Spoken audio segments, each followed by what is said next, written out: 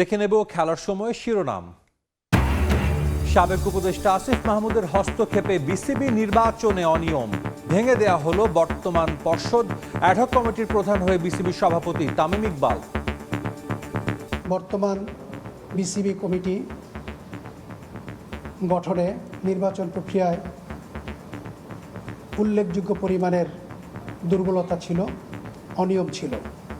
সেই প্রেক্ষিতে এই কমিটিকে ভেঙে দেওয়ার সিদ্ধান্ত জানানো হয়েছে। বর্তমান অ্যাডহক কমিটির সভাপতি হিসেবে দায়িত্ব পালন করবেন তামিম ইকবাল।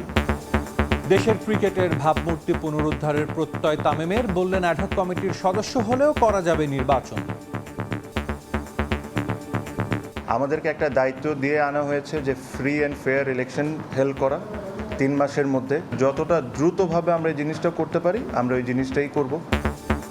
এনএসসির কমিটি অবৈধ, এখনও নিজেকেই সভাপতির দাবি বুলবুলের। প্রেস বিজ্ঞপ্তিতে চাইলেন আইসিসির হস্তক্ষেপ।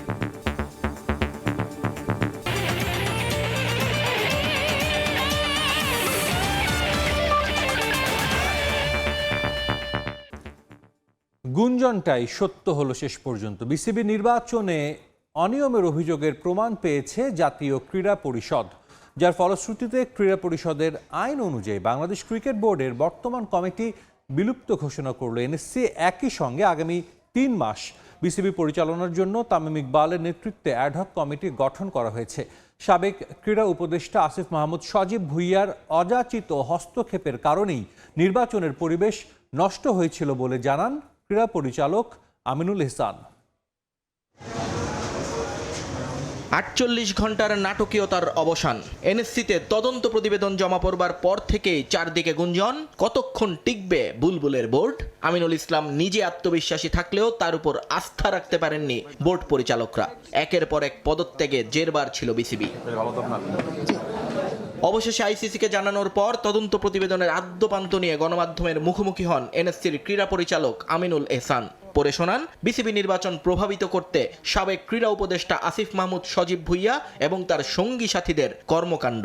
তৎকালীন ক্রীড়া উপদেষ্টার এপিএস সাইফুল ইসলাম সংশ্লিষ্ট ব্যক্তিদের প্রভাবিত করেন, যা বগুড়ার তৎকালীন জেলা প্রশাসক এবং চট্টগ্রামের তৎকালীন জেলা প্রশাসক সাক্ষ্যে নিশ্চিত হয়। বিসিবি সভাপতি, সাবেক ক্রীড়া উপদেষ্টা এবং তার এপিএস সাইফুল ইসলামের সহায়তায় সমন্বিতভাবে ভোটিং প্রক্রিয়া নিয়ন্ত্রণ ও কারচুপির সঙ্গে জড়িত ছিলেন। নির্বাচন নিয়ে এত সব অভিযোগের প্রমাণ পাওয়ায় শেষ পর্যন্ত জাতীয় ক্রীড়া পরিষদের আইন অনুযায়ী বিসিবির বর্তমান কমিটি বিলুপ্ত ঘোষণা করল এনএসসি।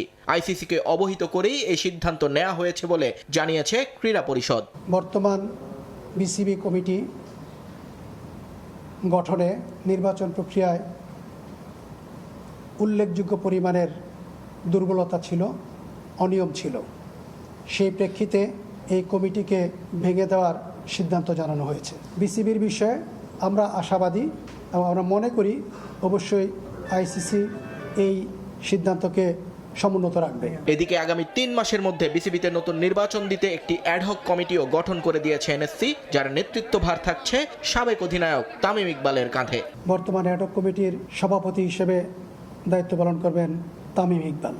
রাসনা ইমাম, মির্জা ইয়াসির আব্বাস, সৈয়দ ইব্রাহিম আহমেদ, জনাব ইসরাফিল খসরু, মিনহাজুল আবেদিন নান্নু, আথার আলী খান, তানজিল চৌধুরী, সালমান ইস্পাহানি, রফিকুল ইসলাম বাবু, ফাহিম সিনহা আজ থেকেই দায়িত্ব পালন করতে পারবেন নতুন অ্যাডহক কমিটি। নিয়ন মোহাইমিন, সময় সংবাদ। বিসিবির হট চেয়ারে বসেই পরবর্তী নির্বাচনে অংশগ্রহণের ঘোষণা দিলেন অ্যাডহক কমিটির সভাপতি তামিম ইকবাল। এই 3 মাসে ভঙ্গুর অবস্থা থেকে দেশের ক্রিকেটের সুনাম ফিরিয়ে আনাই চ্যালেঞ্জ সাবেক অধিনায়কের। সুষ্ঠু পরিবেশ তৈরি করে সবাইকে আসন্ন বিসিবি নির্বাচনে অংশগ্রহণ করার আহ্বান জানান তামিম। বুধবার দ্বিতীয় সভায় স্ট্যান্ডিং কমিটি ভাগ করে দেওয়া হবে। বিসিবিতে আমিনুল ইসলাম বুলবুল এখন অতীত। কয়েক ঘন্টার ব্যবধানে সভাপতির চেয়ারে তামিম ইকবাল। এ নিয়ে 20 মাসে ক্রিকেট বোর্ডের হটসিটে পরিবর্তন আসলো 3 বার। অ্যাডহক কমিটির প্রধান হয়ে প্রথম দিন সভা করেছে তামিম ইকবালের বোর্ড, নিয়েছে বেশ কিছু সিদ্ধান্ত। তবে প্রশ্ন, অন্তর্বর্তীকালীন বোর্ড প্রেসিডেন্ট পরবর্তী নির্বাচনে কি অংশ নিতে পারবেন? অবশ্যই আমরা ইলেকশন করব। এখানে আমাকে ব্যক্তিকে জিজ্ঞেস করতে হবে। আমার ইচ্ছা থাকতে পারে, আমি করতে পারি, বাবুবার ইচ্ছা থাকতে পারে, উনি করতে পারে, ওনার ইচ্ছা নাও থাকতে পারে। আর যখন একটা ফ্রি অ্যান্ড ফেয়ার ইলেকশন হবে আর খালি আমরা না, যারা যারা ইন্টারেস্টেড, আমি সবাইকে রিকোয়েস্ট করব যে সবাই পার্টিসিপেট করে আমরা যেরকম একটা সুন্দর ইলেকশন করে দিয়ে যেতে পারি, ওই অবস্থানটা আমরা ওই অ্যাটমসফিয়ারটা ক্রিয়েট করে দিব যেখানে সবাই এসে ইলেকশন করতে পারবে। প্রথম দিনে আপাতত ক্রিকেট উন্নয়ন নিয়ে কোনো আশার বাণী শোনাননি তামিম। জানান দেশের ক্রিকেটের হারানো সুনাম ফিরিয়ে আনাই তার প্রথম লক্ষ্য। গণমাধ্যমের সহযোগিতাও চান সাবেক অধিনায়ক। এখানে যখনই এরকম কেউ দায়িত্ব পান তখন ডেভেলপমেন্টের কথা বলেন বা বিভিন্ন বিষয়ে কথা বলেন, আমি ব্যক্তিগতভাবে প্লাস আমার টিম ব্যক্তিগতভাবে এটা ফিল করে, সবাই মিলে আমরা একসাথে ফিল করি যে আমাদের প্রথম কাজ হবে বাংলাদেশের ক্রিকেটের রেপুটেশন ঠিক করা। লাস্ট 1-1.5 বছরে যে রেপুটেশন ড্যামেজ হয়েছে বাংলাদেশের ক্রিকেটের, এই ক্রিকেটের রেপুটেশনটা ঠিক করা হলো আমাদের সবচেয়ে ইম্পর্টেন্ট। প্রাউডনেসটা আমাদের ফিরে আনতে হবে, প্লেয়ারদেরকে আমাদের সম্মান করতে হবে, প্রত্যেকটা স্টেক হোল্ডার যারা, সবাইকে আমাদের সম্মান করতে হবে, এটাই আমাদের মূল কাজ হবে। এদিন বোর্ড সভায় আইসিসি ও এসিসি সভায় প্রতিনিধিত্ব করার জন্য তামিম ইকবালকে মনোনীত করে অ্যাডহক কমিটি। তার উপর অর্পিত হয়েছে আরও বেশ কিছু দায়িত্ব। মেইনলি আমাদের যে ব্যাংকের সিগনেটারি আছে, আমাদের সিইও এবং আমাদের হেড অফ ফাইন্যান্স আছেন, এবং অন্য গ্রুপ থেকে আমাদের অ্যাডহক কমিটির প্রেসিডেন্ট এবং আমাদের ফাইন্যান্স কমিটি যিনি প্রেসিডেন্ট হবেন বা যিনি চার্জে থাকবেন চেয়ারম্যান, উনি সিগনেটারি হবেন। আইসিসি এবং এসিসিতে আমাদের একটা রিপ্রেজেন্টেশন থাকে ক্রিকেট বোর্ড থেকে। আমাদের ক্ষেত্রে আমাদের সভাপতি তামিম ইকবাল, ওনাকে আমরা নমিনেট করেছি। আইসিসিতে যেহেতু আমরা একটা অ্যাডহক কমিটি, আমরা একটা নির্বাচিত কমিটি না বা বোর্ড না, তারা আমাদেরকে গাইড করেছেন যে এখানে সিইও থাকলে ভালো হয়, এক্স অফিশিয়াল পজিশন, তো সেটাও আমরা আজকে অনুমোদন করেছি। বুধবার সন্ধ্যায় দ্বিতীয় সভা করবে তামিম ইকবালের বোর্ড। সেখানেই সদস্যদের মধ্যে ভাগ করে দেয়া হবে স্ট্যান্ডিং কমিটি। তামিম হোসেন, সময় সংবাদ, ঢাকা। বিসিবি নির্বাচন নিয়ে জাতীয় ক্রীড়া পরিষদের তদন্ত প্রতিবেদনকে ত্রুটিপূর্ণ ও আইনগতভাবে অগ্রহণযোগ্য আখ্যা দিয়ে তা প্রত্যাখ্যান করেছেন আমিনুল ইসলাম বুলবুল। এখনও নিজেকে বিসিবির একমাত্র বৈধ সভাপতি দাবি করে আইসিসির হস্তক্ষেপ কামনা করেছেন তিনি। এক সংবাদ বিজ্ঞপ্তিতে নির্বাচিত পরিচালক পর্ষদের বিলুপ্তি এবং তামিম ইকবালের নেতৃত্বে অ্যাডহক কমিটি গঠনকে অসাংবিধানিক এবং অবৈধ বলে দাবি করেছেন বুলবুল। এনএসসি প্রতিবেদনকে ত্রুটিপূর্ণ এবং আইনগত অগ্রহণযোগ্য উল্লেখ করে নিজেকেই বিসিবির সভাপতি দাবি করেছেন তিনি। এ বিষয়ে আন্তর্জাতিক ক্রিকেট কাউন্সিলের হস্তক্ষেপ কামনা করেছেন বুলবুল। প্রেস বিজ্ঞপ্তিতে তিনি দাবি করেন, গেল 5 এপ্রিল এনএসসির দেয়া তদন্ত প্রতিবেদন আইনগতভাবে কোনো ভিত্তি রাখে না। 2025 সালের 6 অক্টোবর অনুষ্ঠিত বিসিবি নির্বাচন সম্পূর্ণ স্বচ্ছ ও বৈধ প্রক্রিয়ায় সম্পন্ন হয়েছে বলেও জানান তিনি। নির্বাচিত সভাপতি হিসেবে হাইকোর্টের রায় না হওয়া পর্যন্ত তিনি বিসিবির একমাত্র বৈধ সভাপতি বলে দাবি করেন আমিনুল ইসলাম বুলবুল।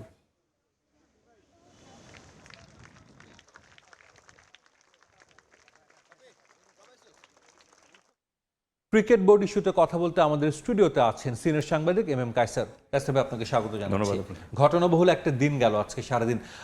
মোটের উপর জানতে চাইবো যে এই বিষয়টাকে কিভাবে দেখছেন আপনি? অনেকটা প্রত্যাশিত ছিল, আমরা ভাবছিলাম যে হয়তো আমিনুল ইসলাম বুলবুলের বোর্ডটা টিকবে না।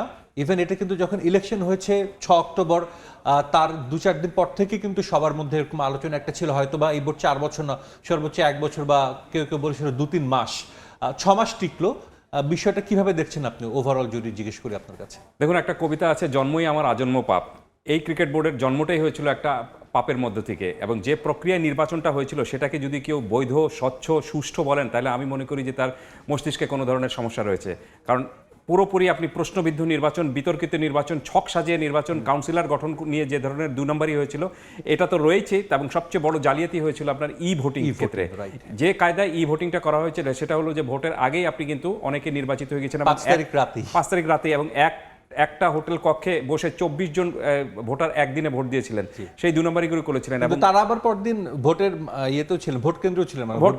আপনি ভোটিং কাকে দিবেন? ভোটিং সাধারণত দেওয়া হয় যে যিনি অসুস্থ রয়েছেন অথবা দেশের বাইরে রয়েছেন ব্যবসা সংক্রান্ত কারণে বা অন্য কোনো কারণে, তাকে আপনি ভোটিং এর সুযোগটা দিতে পারবেন। কিন্তু এখানে ভোটিংটা করাই হয়েছে যাতে আপনি ওই ভোটগুলো যাতে একেবারে কনফার্ম পড়ে, নিজের বাক্সে পড়ে এবং জালিয়াতিটা করা যায়। এবং একই দিনে একই হোটেলে বসে 24 জন ভোটার একসাথে ভোট দিয়েছেন, এবং যে হোটেলে ভোট দিয়েছিলেন সেই হোটেলে একটা স্ক্যানারও নিয়ে গিয়েছিলেন তারা, কারণ একটা ইমেল থেকে ভোটটা দেওয়া হয়, স্ক্যানার নিয়ে গিয়েছিলেন, এবং সেই স্ক্যানারটা নিয়ে গিয়েছিলেন ক্রীড়া উপদেষ্টার আপনার এপিএস না পিএস একজন ছিলেন সাইফুল, তিনি পর্যন্ত নিয়ে গিয়েছিলেন। তো সব কিছু মিলে, এবং আমি সেটা নিজে রিপোর্টও করেছিলাম।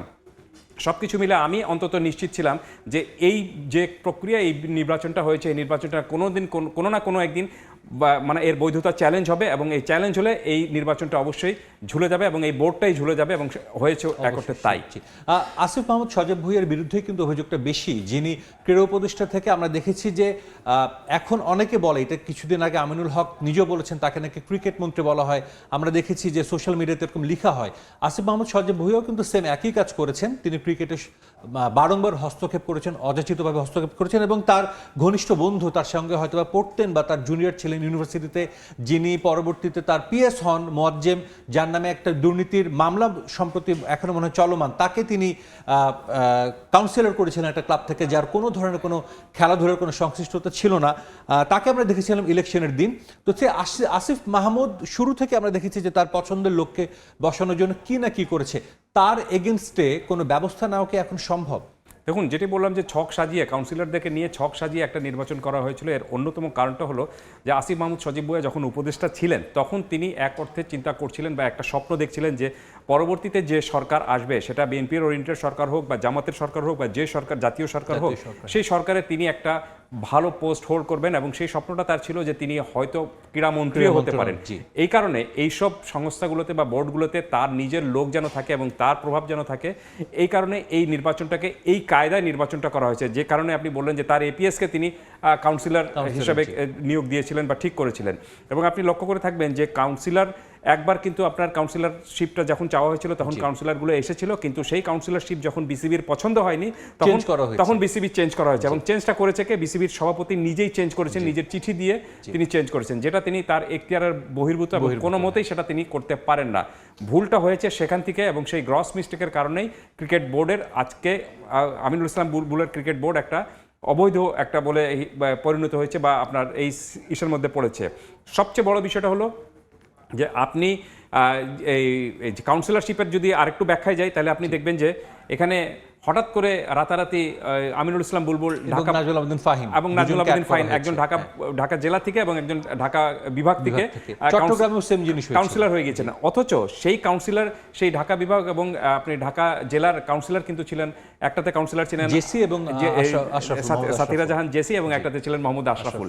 তো আপনি হঠাৎ করে তাদেরকে সরিয়ে দিয়ে নিজে কাউন্সিলর কেন হয়ে গেলেন? এটা কোন প্রক্রিয়া, কিভাবে হয়? সো এটা তো কোনো সিস্টেমের মধ্যেই পড়ে না। তো এই সিস্টেমটা তারা নিজেই ব্রেক করেছিলেন, এবং একটা যেটাকে বলা যায় যে একটা অনিয়ম তৈরি করেই তারা এই কাউন্সিলরশিপে এসেছিলেন এবং ভোটে অংশগ্রহণ করেছিলেন। তার চেয়ে বড় বিষয় সাজিদ, আমি একটা কথা বলি, সেটা হলো যে ক্রিকেট বোর্ডের নির্বাচন মানে তীব্র প্রতিযোগিতা এবং প্রতিদ্বন্দ্বিতাপূর্ণ হবে, কিন্তু আপনি কি দেখেছেন যে সেই নির্বাচনে বিনা প্রতিদ্বন্দ্বিতায় নির্বাচন হয়েছেন কতজন?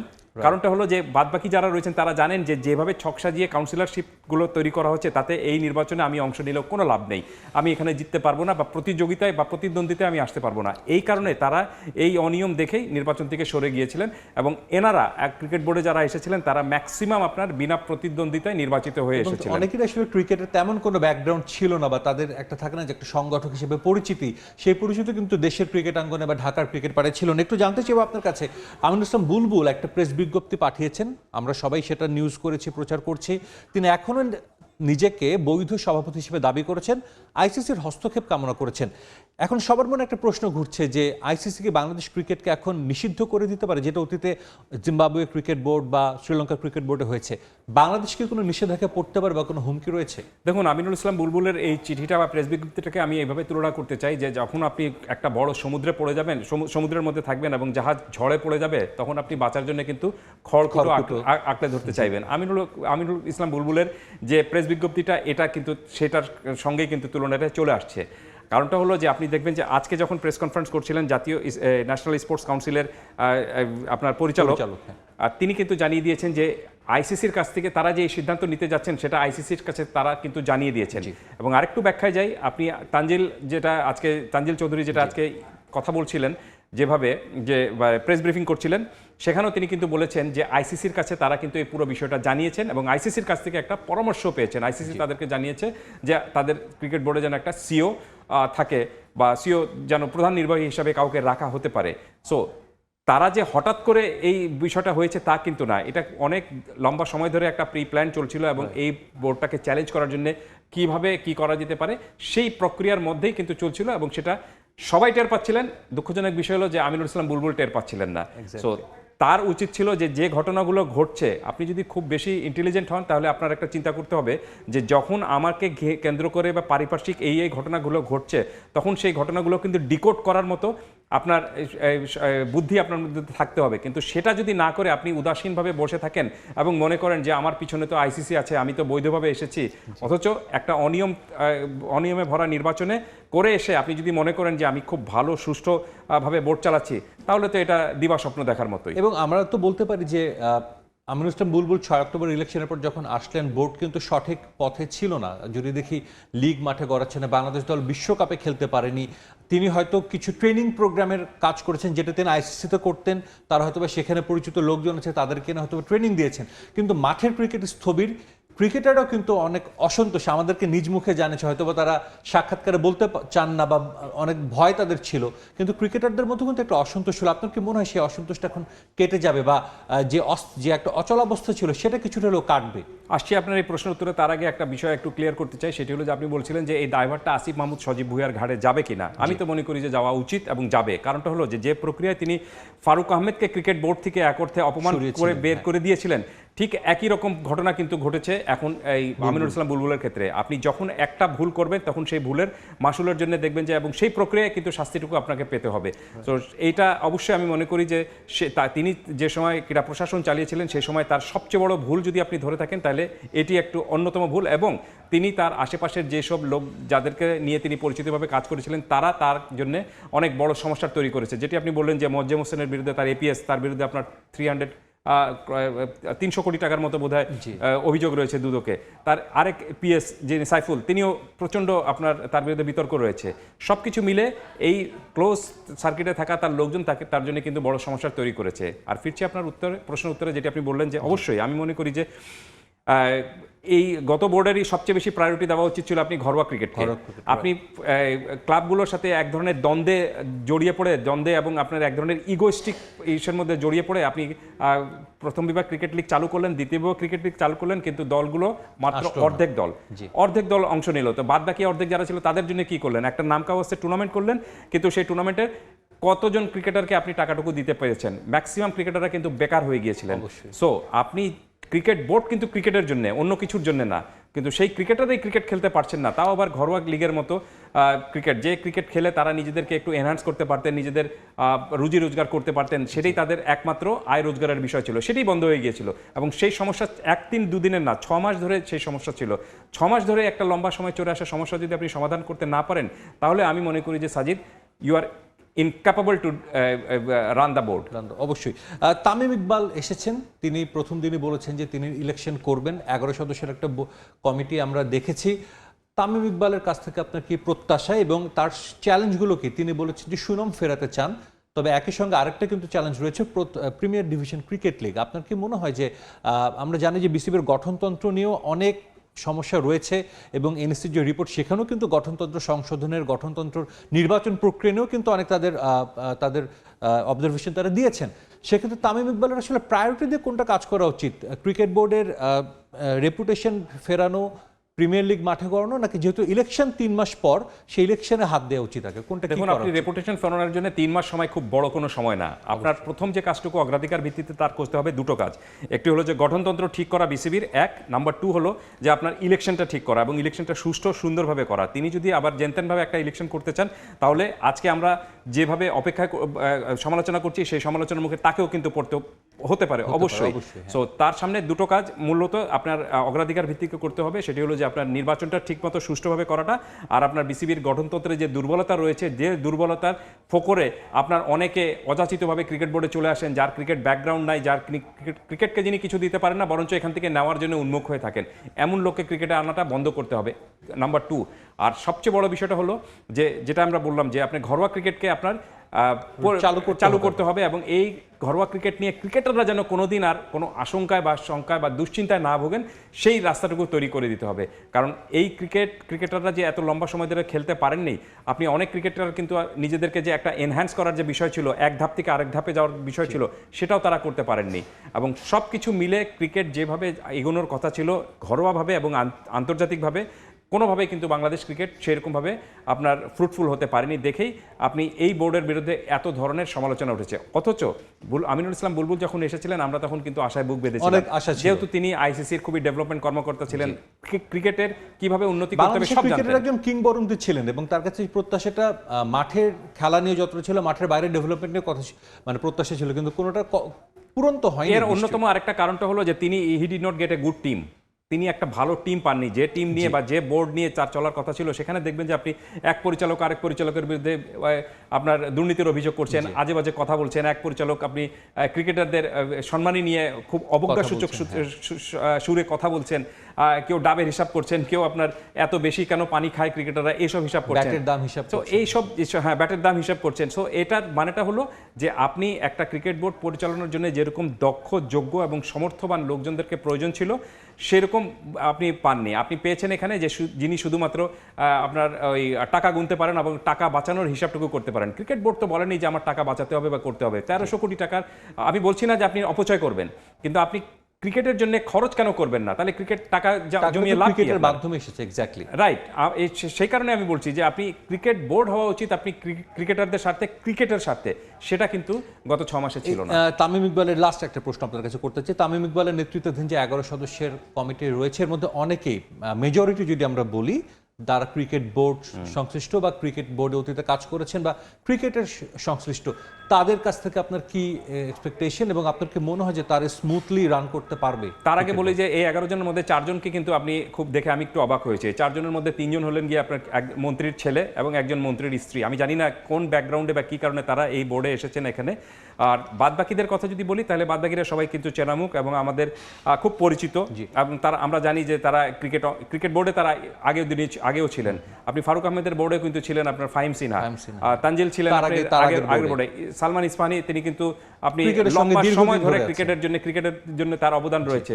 সবকিছু মিলে এদেরকে নিয়ে কোনো সমস্যা নেই। এরা খুবই দক্ষ সংগঠক এবং যে কাজগুলো তাদেরকে 3 মাসের জন্য দেওয়া হয়েছে আমি মনে করি যে এই কাজগুলো তারা করতে সমর্থ হবেন। এবং যে চ্যালেঞ্জটুকু তারা নিয়েছেন, এই বিশেষ করে নির্বাচন যাতে একদম পুরোপুরি নিরপেক্ষ, সুষ্ঠু, সুন্দর হয়, একটা উৎসব মুখর আনন্দের মধ্যে হতে পারে। যে হয় কি যে একটা ক্রিকেট ম্যাচ যদি ভালোভাবে না জমে সেই ক্রিকেট ম্যাচ দেখে আপনি কিন্তু মজা পাবেন না। আপনি পরের দিন বলবেন যে একটা ম্যাড়মেড়ে ম্যাচ হয়েছে। তো ক্রিকেট বোর্ডের নির্বাচনটাও যেন তীব্র প্রতিদ্বন্দ্বিতাপূর্ণ হয়, কিন্তু সেই সঙ্গে মনে রাখতে হবে এখানে যেন কোনো ধরনের জালিয়াতি, 2 নম্বরই এবং কোনো ধরনের ছক সাজানো নির্বাচন না হয়। নির্বাচনটা সুন্দর, সুষ্ঠু এবং খুবই প্রতিযোগিতাপূর্ণ যদি হয় তাহলে I will be the happiest person. Last আর একটু আমাদের যদিও সময় শেষ, তারপর আমি জানতে চাইবো যে আপনি নিশ্চয়ই দেখেছেন কিছুদিন আগে অ্যাডহক কমিটিগুলো আগেরগুলো বাতিল করে নতুন অ্যাডহক কমিটি দেওয়া হয়েছে এবং তাদের মাধ্যমে নতুন কমিটি আসবে এবং তারাই আসলে পরবর্তীতে জেলা, বিভাগ, উপজেলার আপনার জেলার সংস্থাগুলোর দায়িত্বে থাকবে। আপনার কি মনে হয় এই সময়ের মধ্যে একটা সুষ্ঠু নির্বাচন হওয়া সম্ভব জেলা, বিভাগ এবং উপজেলা ক্রীড়া সংস্থাগুলো? অবশ্যই হওয়া সম্ভব। 3 মাস সময় কিন্তু ইটস গুড এনাফ টাইম আমি মনে করি। আপনি যদি ঠিকমতো কাজগুলো করতে পারেন তাহলে এই যে আপনি জটিলতার কথাগুলো বললেন বা কাউন্সিলরশিপ চাওয়ার যে কথাগুলো, এটা আরেকটু পরে চাইতে হবে, কিন্তু এই জটিলতাগুলো বা আপনি গঠনতন্ত্র পরিশুদ্ধ করার জন্য যে বিষয়টা বা সেই সময়ের জন্য আমি মনে করি যে 3 মাস সময় ইটস গুড এনাফ টাইম। বিষয়টা হলো যে আপনি কতখানি প্রস্তুত এবং আপনি কতখানি এটার জন্য তাগিদটা দেখাচ্ছেন এবং আপনি কতখানি মানসিকভাবে এটার জন্য আপনি অনেস্টি আপনার রয়েছে, সেই বিষয়টা কিন্তু করতে হবে। এবং সেই সঙ্গে একটা জিনিস আমি খুব খুশি হতাম যদি অ্যাডহক কমিটিতে যারা রয়েছেন তারা কেউ যদি নির্বাচন না করতেন, কিন্তু আমরা দেখলাম যে তারা বলেছেন যে তারা নির্বাচন করবেন। যদিও বিসিবির গঠনতন্ত্র অনুযায়ী এখানে অ্যাডহক কমিটিতে যারা থাকবেন তারা নির্বাচন করেন বা না করেন এই ধরনের কোনো কিছু ইস্যু নেই বা লেখা নেই গঠনতন্ত্রে। এই কারণে এই ফাঁক ফোকরের জন্য তারা খুব সম্ভবত এবার অ্যাডহক কমিটি থাকলেও নির্বাচনটা করবেন। যদি তারা না করতেন তাহলে আমি মনে করি যে সেটা সবচেয়ে সুন্দর এবং আরো মানে খুবই সফিস্টিকেটেড একটা বিষয় হতো। অনেক ধন্যবাদ কায়সার ভাই। আমরা দেখছি বাংলাদেশ ক্রিকেট চড়ে উত্তরের মধ্যে দিয়ে যাচ্ছে, একটা স্টেবল পর্যায়ে যাক দেশের ক্রিকেট এবং মানুষজন আবারও ক্রিকেটের থেকে মুখ ফিরিয়ে নিয়েছে অনেক, আমরা দেখি ক্রিকেটের দিকে ফিরুক, সেটা আমাদের প্রত্যাশা। আপনাকে অসংখ্য ধন্যবাদ। ধন্যবাদ আপনাকে। দর্শক, আমরা এতক্ষণ কথা বলছিলাম বাংলাদেশ ক্রিকেট বোর্ড নিয়ে। আমাদের সঙ্গে স্টুডিওতে ছিলেন সিনিয়র সাংবাদিক এম কায়সার। বাংলাদেশের জন্য কাজ করতে চান অলিম্পিক গোল্ড মেডেল জয়ী জিমন্যাস্ট মার্গারিটা মামুন। রাশিয়ান নাগরিক হয়েও বাবার দেশের জন্য অবদান রাখতে চান তিনি। শুধু স্পোর্টস নয়, বাংলাদেশের ইতিহাস, ঐতিহ্য এবং সংস্কৃতি সহ ইতিবাচক দিকগুলো বিশ্বের মাঝে তুলে ধরার লক্ষ্য তার। পরিকল্পনা আছে রাশিয়াকে সঙ্গে নিয়ে দেশের জিমন্যাস্টিক্সে পরিবর্তন আনার। 2021-এর পর আবারও বাংলাদেশের Rio Olympic স্বর্ণজয়ী gymnast Margarita Mamun. জন্ম রাশিয়ায় হলেও বাংলাদেশি বাবার শেকড়ের টানে লাল সবুজে এই স্বর্ণকন্যা এবার এসেছেন এই দেশকে বিশ্বের মাঝে তুলে ধরার লক্ষ্য নিয়ে। জিমন্যাস্টিক্স ছাড়লেও যেই খেলা তাকে আন্তর্জাতিক তারকা খ্যাতি দিয়েছে সেটার প্রতি আছে আলাদা ভালোবাসা, আর তাই বাংলাদেশে পা রেখেই খোঁজ নিয়েছেন দেশের জিমন্যাস্টিক্সের। তবে তার ভ্রমণে শুধু খেলা নয়, প্রাধান্য পাবে লাল সবুজের সংস্কৃতি, ইতিহাস, ঐতিহ্য সহ আরও নানা বিষয়। এটা আমার বাবার দেশ। এই দেশের প্রতি আমার আলাদা দায়বদ্ধতা আছে এবং এটা শুধু খেলাধুলা কেন্দ্রিক নয়। আমার ফোকাস থাকবে বাংলাদেশের ইতিহাস, ঐতিহ্য, সংস্কৃতি সব বিশ্বের মাঝে তুলে ধরা, কারণ এখানে এমন অনেক কিছু আছে যা বিশ্বের কাছে অজানা। এই বিষয়গুলোই আমি তুলে ধরব। পাশাপাশি আমার খেলাধুলার প্রতিও আলাদা ফোকাস থাকবে।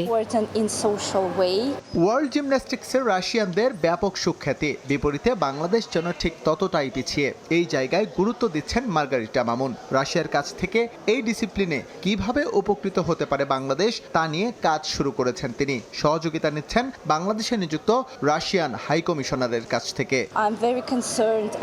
আমি এরই মধ্যে এই বিষয়টা নিয়ে কাজ শুরু করেছি। তার অংশ হিসেবে বাংলাদেশের রাশিয়ান দূতাবাসে যোগাযোগ করেছি। আমি বিশেষ কিছু পরিকল্পনাও শেয়ার করেছি, কিন্তু যুদ্ধ পরিস্থিতির কারণে কাজগুলো শেষ করতে পারিনি। কিন্তু আমি বিশ্বাস করি আমার পরিকল্পনাগুলো বাস্তবায়ন হবে। জিমন্যাস্টিক্সে বাংলাদেশের সম্ভাবনা আছে। রাশিয়ার সঙ্গে পারস্পরিক সহযোগিতার ভিত্তিতে কাজ করতে পারলে দ্রুতই একটা ইতিবাচক ফল পাওয়া যাবে। এবারের সফরে বাংলাদেশে এক সপ্তাহের মতো অবস্থান করবেন মার্গারিটা মামুন। ঢাকা কেন্দ্রিক কাজ শেষ করে স্বর্ণজয়ী এই অ্যাথলিট যাবেন বাবার জন্মভূমি রাজশাহী। সেখানে তার 2 দিন অবস্থান করার কথা রয়েছে। এস.এম. ইকবাল, সময় সংবাদ, ঢাকা। চ্যাম্পিয়ন্স লিগের বিগ ম্যাচে রিয়াল মাদ্রিদের মাঠে আতিথেয়তা নেবে বায়ার্ন মিউনিখ। কোয়ার্টার ফাইনালের প্রথম লেগে মুখোমুখি হবে এই 2 জায়ান্ট। মায়োর্কার কাছে হারের পর ঘুরে দাঁড়াতে আত্মবিশ্বাসী রিয়াল বস আলভারো আরবেলোয়া। অন্যদিকে হ্যারি কেইনকে নিয়ে দ্বিধায় বাভারিয়ান শিবির। সান্তিয়াগো বার্নাব্যুতে ম্যাচ শুরু রাত 1টায়।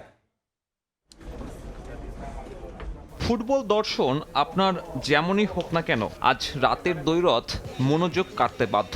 Real Bayern classic champions league quarter ফাইনালে যাদের দেখা গেছে সবচেয়ে বেশি।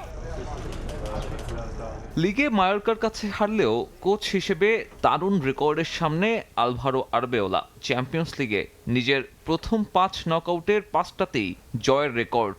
2019-20-এ হ্যান্সি ফ্লিক আর 14-15 মৌসুমে লুই এনরিকে কেবল গড়েছেন এমন নজির। সে দুবারই অবশ্য তারা ট্রফিও জিতেছেন। আরবেওলা বায়ার্ন বাধা টপকালে ইতিহাসকে পাশে পাচ্ছেন নিশ্চিত। তবে অধারাবাহিকতার কারণে সাভি কিংবা অ্যানচেলোত্তির মতো রিয়ালের তারকাখচিত স্কোয়াড সামলাতে পারছেন কিনা আরবেওলা, এমন প্রশ্ন উঠছে। যদিও বায়ার্ন ম্যাচের আগে আবারও শিষ্যদের আগলে রাখলেন এই স্প্যানিয়ার্ড। এমবাপ্পে ভালো করেই জানে রিয়াল মাদ্রিদ কি। এখানে আসতে ও যা করেছে তা সহজ নয়। আমি আপনার কাছে এই প্রশ্নটা বায়ার্ন ম্যাচের পর আবারও শুনতে চাইবো। যে পরিবর্তন আসবে তা দলকে আরো ভালো করবে, এটা আমি বিশ্বাস করি। চ্যাম্পিয়ন্স লিগে রিয়ালের রেকর্ড কিংবা মুখোমুখি পরিসংখ্যানে এগিয়ে থাকলেও বায়ার্নের বর্তমান ফর্ম ভয় জাগানিয়া। চলতি বছর কোনো ম্যাচ হারেনি বাভারিয়ান। রেড হট ফর্মে দলটার স্ট্রাইকার হ্যারি কেইন। এই মৌসুমে 40 ম্যাচে তার গোল সংখ্যা 48। তবে চোটের কারণে দেশ আর ক্লাবের হয়ে সবশেষ 2 ম্যাচে ছিলেন না ইংলিশ স্ট্রাইকার। রিয়াল ম্যাচের আগে অবশ্য ফিরেছেন দলের ট্রেনিংয়ে। তবে হ্যারি কেইন শুরুর একাদশে থাকবেন কিনা সে সিদ্ধান্ত নেওয়া হবে ম্যাচের আগ মুহূর্তে। যখন সে ম্যাচ খেলতে পারে না তখনও সে অনুশীলন করে, তাই আমি বিশ্বাস করি না ওর মানিয়ে নিতে সমস্যা হবে। তবে আমরা ম্যাচের আগ পর্যন্ত অপেক্ষা করব সিদ্ধান্ত নেওয়ার জন্য। সে অনুশীলনে ফিরেছে, যা কিনা নিঃসন্দেহে ইতিবাচক আমাদের জন্য। কোম্পানি হয়তো কৌশলগত কারণেই কেইনকে নিয়ে এমন কথা বলেছেন। তবে বাস্তবতা হচ্ছে রিয়ালকে হারাতে দলের সেরা স্ট্রাইকারকে বাইরে রাখতে চাইবে না জার্মানরা। জশুয়া কিমিক তো বলেই রেখেছেন প্রয়োজনে হুইল চেয়ারে বসে এই ম্যাচ খেলবেন হ্যারি কেইন। শুধু কেইন নয়, মাইকেল ওলিসে, লুইস দিয়াজ কিংবা জশুয়া কিমিকও ভোগাতে পারেন রিয়ালকে। থিবো কোর্তোয়ার না থাকাটাই লস ব্লাঙ্কোদের সব থেকে বড় দুশ্চিন্তা। তবে এই ম্যাচে সাদা জার্সিতে ফিরছেন বেলিংহ্যাম। বরুশিয়ার হয়ে বায়ার্নকে সামলানোর অভিজ্ঞতা আছে তার। শেষ এক যুগে রিয়ালকে হারাতে পারেনি বায়ার্ন, তবে এ দফায় বাভারিয়ানরা আগের যে কোনো সময়ের চেয়ে শক্তিশালী। 9 বারের আক্ষেপ কাটিয়ে ভাগ্য বদলাতে মরিয়া ভিনসেন্ট কোম্পানির দল। সাব্বির মিথুন, সময় সংবাদ। একদিকে টানা 2 হারে বিপর্যস্ত মিকেল আর্তেতার আর্সেনাল, অন্যদিকে নিজেদের ঘরের মাঠে শেষ 17 ম্যাচে অপরাজিত স্পোর্টিং লিসবন। চ্যাম্পিয়ন্স লিগের কোয়ার্টার ফাইনালে আজ রাতে মুখোমুখি হচ্ছে ইংলিশ এবং পর্তুগিজ দুই জায়ান্ট। গোধূলির আলো ফুরিয়ে এসেছে লন্ডনের আকাশে। সপ্তাহখানেক আগেও যারা ছিল অপরাজেয়, সে আর্সেনালের সামনে এখন কেবল ধ্বংসস্তূপ থেকে ঘুরে দাঁড়ানোর চ্যালেঞ্জ। লিগ কাপ হাতছাড়া হয়েছে ম্যানচেস্টার সিটির কাছে, আর এফএ কাপের স্বপ্ন মাটি হয়েছে সাউদাম্পটনের ধাক্কায়। ব্যাক টু ব্যাক হারে কোয়াড্রোপলের স্বপ্ন এখন ধূসর। সব ছেড়ে দিলেও ইউসিএল এর আশা ছাড়তে নারাজ আর্সেনাল। চোটের মিছিলে বুকায়ো সাকা, এবারিচি এজে কিংবা জুরিয়ান টিম্বারদের হারানো গানার্সদের জন্য বড় ধাক্কা। যদিও সব ছাপিয়ে আবেগটা আজ অন্যরকম ভিক্টর গিউকেরেসের জন্য, যে লিসবনে 102 ম্যাচে 97 গোল করে তিনি হয়েছিলেন রাজা। সেই আলভালাদে স্টেডিয়ামে আজ তিনি ফিরছেন শত্রুর বেশে। ইউরোপ সেরা মঞ্চে নিজের সাবেক ক্লাবের বিপক্ষে যতটা নির্দয় হতে পারবেন সুইডিশ স্ট্রাইকার, ততটাই আনন্দে ভাসবে আর্সেনাল। আমাদের একটু বাস্তববাদী হতে হবে। গত কয়েকদিনে যা হয়েছে তার যন্ত্রণা আমাদের অনুভব করতে হবে এবং সেটাকেই জ্বালানি হিসেবে ব্যবহার করতে হবে আরো উন্নতির জন্য।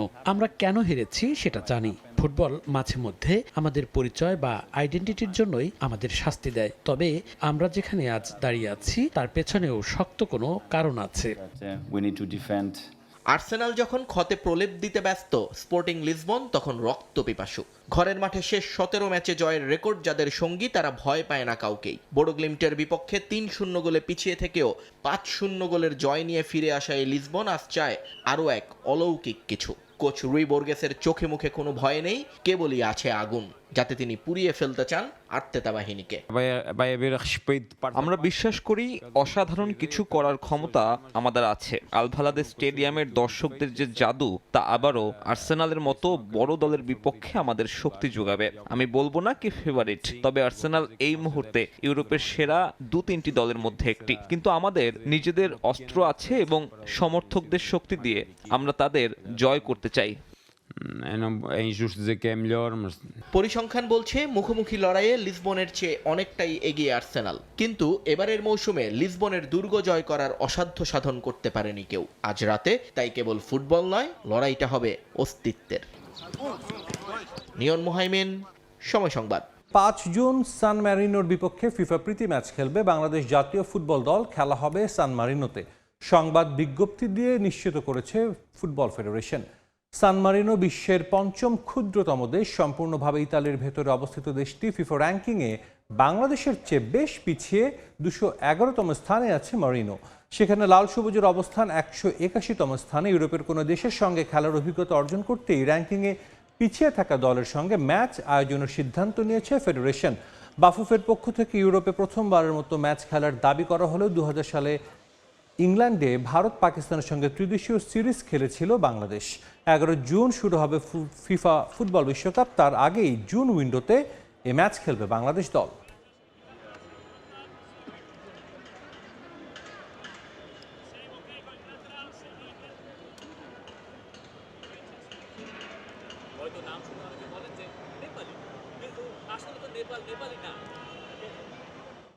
সিডনির রাস্তায় মদ্যপ অবস্থায় গাড়ি চালিয়ে গ্রেফতার হয়েছেন অস্ট্রেলিয়ার সাবেক ক্রিকেটার ডেভিড ওয়ার্নার। সিডনির পূর্বাঞ্চলীয় মারুব্রা এলাকায় পুলিশের নিয়মিত তল্লাশি চলছিল। হঠাৎ করে তল্লাশির ঠিক আগে একটি ভ্যান থামতে দেখা যায়। সন্দেহ হলে ট্রাফিক ও হাইওয়ে টহল পুলিশের কর্মকর্তারা চালকের কাছে যান। সে সময় চালকের আসনে পাওয়া যায় অস্ট্রেলিয়ার সাবেক ক্রিকেটার ডেভিড ওয়ার্নারকে। পরে গ্রেফতার করে ওয়ার্নারকে মারুব্রা থানায় নিয়ে যাওয়া হয়। সেখানে পরীক্ষা করা হলে ওয়ার্নারের রক্তে অ্যালকোহল পাওয়া যায়। নিউ সাউথ ওয়েলসে গাড়ি চালানোর জন্য অ্যালকোহলের যে বৈধ মাত্রা নির্ধারিত করে দেওয়া আছে, ওয়ার্নারের রক্তে তার চেয়ে বেশি পাওয়া গেছে। এই অপরাধে তার বিরুদ্ধে চার্জশিট গঠন করা হয়েছে। আগামী 7 এপ্রিল তাকে আদালতে হাজিরা দিতে হবে। পিএসএল এ করাচি কিংসের অধিনায়ক হিসেবে খেলছেন ওয়ার্নার। 7 দিনের বিরতিতে অস্ট্রেলিয়ায় নিজ বাড়িতে যান 39 বছর বয়সী এই ক্রিকেটার। সেখানে গিয়েই পড়লেন অনাকাঙ্ক্ষিত ঝামেলায়। আগামী 9 এপ্রিল করাচির পরের ম্যাচে অবশ্য তাকে পাওয়ার খবরে স্বস্তি ফিরেছে সমর্থকদের মনে, কারণ আইনের এই জটিলতা তার পাকিস্তান ভ্রমণে কোনো বাধা সৃষ্টি করতে পারবে না।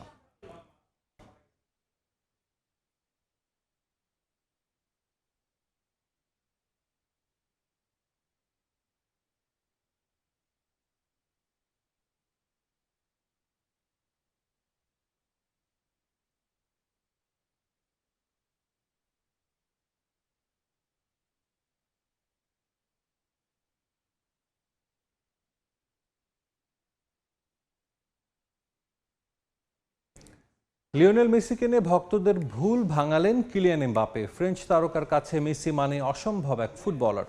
শুধু তাই নয়, আর্জেন্টিনার বিশ্বকাপ জয়ী অধিনায়ককে নিজের চেয়ে অনেক বড় মাপের ফুটবলার হিসেবেই মনে করেন তিনি। এক পডকাস্টে এসব কথা বলেন রিয়াল মাদ্রিদ ফরওয়ার্ড। পাশাপাশি লিও মেসির সঙ্গে এক দলের হয়ে খেলার ইচ্ছাও প্রকাশ করেন এমবাপে। কিলিয়ান এমবাপেকে সবাই জানেন ক্রিস্টিয়ানো রোনালদোর অন্ধভক্ত হিসেবে, আর তাই ফ্রেঞ্চ তারকাকে নিয়ে মেসি ভক্তদের দৃষ্টিভঙ্গি একটু আলাদা। অবশ্য বিশ্বকাপ জয়ের পর লিওকে গার্ড অফ অনার দেওয়ার উপলক্ষ এড়াতে যে ছুটির নাটক করেছিলেন এমবাপে, তাতে ভক্তদের এমন ভাবনা অন্যায় কিছু নয়। তবে এবার সেই ভুল ভাঙালেন কিলিয়ান এমবাপে নিজেই। পিএসজিতে খেলার সময় নেইমারের সঙ্গে তার দ্বন্দ্ব স্পষ্ট হয়ে উঠেছিল। এমন গুঞ্জনও ছড়িয়ে পড়েছিল ব্রাজিলিয়ান তারকার জন্যই প্যারিস ছাড়তে চান তিনি। তবে মেসির সঙ্গে ছিল না এমন কোনো দূরত্ব, বরং 2 মৌসুমে দুজন মিলে যে 67 ম্যাচ খেলেছেন পিএসজির হয়ে, সেখানে দেখা গেছে অসাধারণ কিছু মুহূর্ত। মাত্র 20 বছর বয়সে এমবাপের বিশ্বকাপ জয়ের পর অনেকেই তার তুলনা শুরু করেন রোনালদো মেসির সঙ্গে। কাতার বিশ্বকাপে ফ্রান্স আবারও ফাইনালে উঠলে এই তুলনা চলে যায় ভিন্ন পর্যায়ে। যদিও রিয়াল মাদ্রিদ ফরওয়ার্ড নিজেই ভাবেন না এমন কিছু। তার কাছে লিওনেল মেসি মানে অসম্ভব এক ফুটবলার। এটা পাগলামির মতো, সে নেইমারের মতো নয়। সে সবকিছু একদম ঠিকভাবে করে। একটা ঘটনা বলি, প্যারিসে আমরা ফিনিশিং ড্রিল করছিলাম। নেইমার আর আমি ছিলাম সেরাদের মধ্যে। আমরা 10টির মধ্যে 6টি বা 7টি গোল করছিলাম, কিন্তু সে 9টা শট নিয়ে 9টাতেই গোল করলো, একদম একইভাবে, সবগুলো নিখুঁত জায়গায়। আমি তখন গোলকিপারের দিকে তাকিয়েছিলাম, বলেছি এটা সত্যি অসম্ভব। মেসি পিএসজিকে উপহার দিয়েছেন 2টি লিগ 1 আর একটি ফ্রেঞ্চ কাপ, যেখানে কিলিয়ান এমবাপের অবদানও অসামান্য। কিন্তু চ্যাম্পিয়ন্স লিগ জয়ের যে স্বপ্ন নিয়ে তাদের ধরে রেখেছিল লা প্যারিসিয়ানরা, তা পূরণ করতে পারেননি কেউই। এটা নিয়ে এমবাপের অবশ্য কোনো আক্ষেপ নেই, বরং ক্লাবের হয়ে যথেষ্ট অবদান রাখার পরও পিএসজি মেসিকে যথেষ্ট সম্মান দেখায়নি বলেই অভিযোগ করেন তিনি। আমি মেসির সঙ্গে খেলা মিস করি। একজন স্ট্রাইকার হিসেবে সবসময় আমি স্পেস নিয়ে খেলতে পছন্দ করি। এটা তখনই উপভোগ্য হয় যখন আপনার দলে একজন মেসি থাকবে। সে সবসময় নিখুঁত জায়গায় বল পাঠিয়ে দেয়। তবে দুঃখজনক হলেও সত্যি, এত কিছুর পরও পিএসজি তাকে প্রাপ্য সম্মান দেয়নি। পিএসজিতে মেসি এবং এমবাপের গোল অ্যাসিস্টের ক্ষেত্রে আছে চমৎকার এক রেকর্ড। 2 সিজনে মেসির পাস থেকে এমবাপে গোল করেছেন 14টি। সেখানে ফ্রেঞ্চ তারকা লিওকে সহায়তা করেছেন 20 গোলে। SM ইকবাল, সময় সংবাদ। এ পর্যায়ে খেলার সময় শীর্ষ সংবাদ জানিয়ে দিচ্ছে আরেকবার। সাবেক উপদেষ্টা আসিফ মাহমুদের হস্তক্ষেপে বিসিবি নির্বাচনে অনিয়ম, ভেঙে দেয়া হলো বর্তমান পর্ষদ। দায়িত্ব পেয়ে বোর্ডে অ্যাডহক কমিটি প্রধান তামিম ইকবাল। বিসিবি সভাপতির দায়িত্ব নিয়ে দেশের ক্রিকেটের ভাবমূর্তি পুনরুদ্ধারের প্রত্যয় তামিম ইকবালের। বললেন, অ্যাডহক কমিটির সদস্য হলেও করা যাবে নির্বাচন। এবং ভিয়েতনামের কাছে হেরে স্বপ্ন ভাঙল বাংলাদেশের। অনূর্ধ্ব 20 নারী এশিয়ান কাপে টানা 3 হারে গ্রুপ পর্ব থেকে বিদায় নিল বাটলারের দল।